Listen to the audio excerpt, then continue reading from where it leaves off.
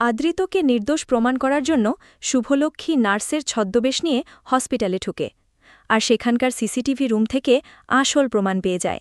বিস্তারিত জানতে ভিডিওটি সম্পূর্ণ দেখুন। আদৃতের কোর্টের মধ্যে হিয়ারিং চলাকালীন সকল সাক্ষ্য প্রমাণ আদৃতের বিপক্ষে চলে যায়।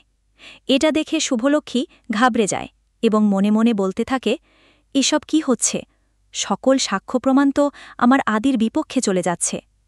যেভাবেই হোক তাকে নির্দোষ প্রমাণ করতে হলে আমাকে সেই হসপিটাল থেকে প্রমাণ জোগাড় করতেই হবে। এরপর দেখা যায় আদৃতের কেসের হিয়ারিং শেষ হলে জজ সাহেব আদৃতকে অপরাধী বলে ঘোষণা করতে যাবেন। তখনই আদৃতের লয়ার বলে ওঠেন, মাই লর্ড, আমি কিছুদিন সময় চাই আপনার সামনে প্রমাণ পেশ করার জন্য। আমার ক্লায়েন্ট পুরোপুরি নির্দোষ। এই কথা শুনে জজ সাহেবও সেই সময়টা দিয়ে দেন।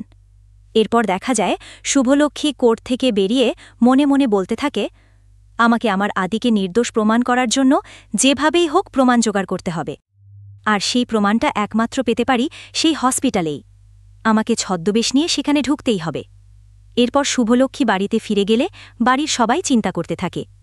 তখন শুভলক্ষ্মী তার রুমে গিয়ে ভাবে সে কিভাবে প্রমাণগুলো জোগাড় করবে। তারপর দেখা যায় শুভলক্ষ্মী রাতের অন্ধকারে লুকিয়ে লুকিয়ে বাড়ি থেকে বেরিয়ে যায় এবং নার্সের ছদ্মবেশ নিয়ে হসপিটালে ঢুকে। এরপর শুভলক্ষ্মী সেই হসপিটালের ভেতর দাঁড়িয়ে মনে মনে বলতে থাকে, আমি এখন প্রমাণটা কিভাবে জোগাড় করব। সেই সময় শুভলক্ষ্মীর চোখ পড়ে সিসি ক্যামেরার দিকে।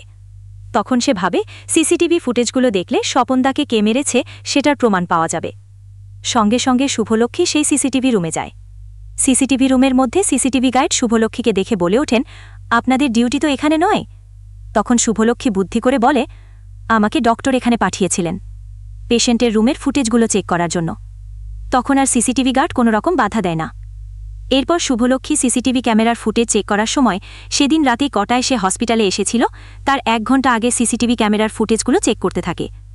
আর সেখান থেকে দেখতে পায় একজন কালো হুডি পরা লোক হাতে ছুরি নিয়ে স্বপনদার কেবিনে ঢুকেছে। তখনই শুভলক্ষ্মী বুঝতে পায় এই সকল কিছু মোহনার কাজ। এরপর শুভলক্ষ্মী বুদ্ধি করে সিসিটিভি গার্ডকে সেখান থেকে সরিয়ে দেয় এবং তার পেন ড্রাইভে সকল সিসিটিভি ফুটেজ কপি করে নেয়।